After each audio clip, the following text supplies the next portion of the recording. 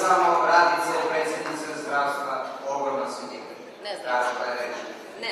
2 minuta, molim. Samo minut, gospodine ministre, ja sam ovu priliku čekala jako dugo, molim vas.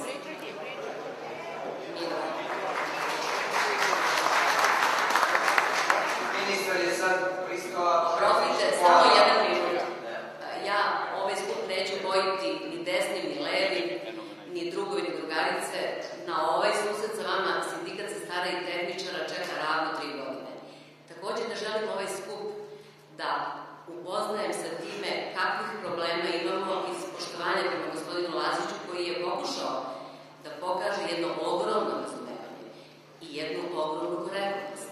Mi naš problem nismo rešili, a sigurna sam da znate da u ovoj zemlji postoji 91.000 medicinskih sestara i tehničara, 64.000 u sistemu državnog i privatnog sektora, u sindikatu medicinskih sestara i tehničara Srbije, čiji sam predsjednik od pre mesec dana, 18.600 validnih pristupnica.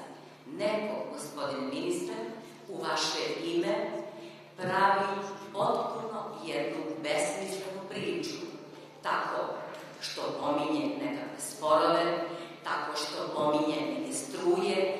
Kad god hoćete da neko zaustavite sindikalni rad, ne mislim personalno na vas, nego mislim na svaku državu na planeti, vi onda pozivate na neke sporove. Pa i vas je pretpostavljam neko tuži u ovoj zemlji, pa niste prestali da budete ministar. Tako? Ja vas molim da upotrebite svoj kredibilitet.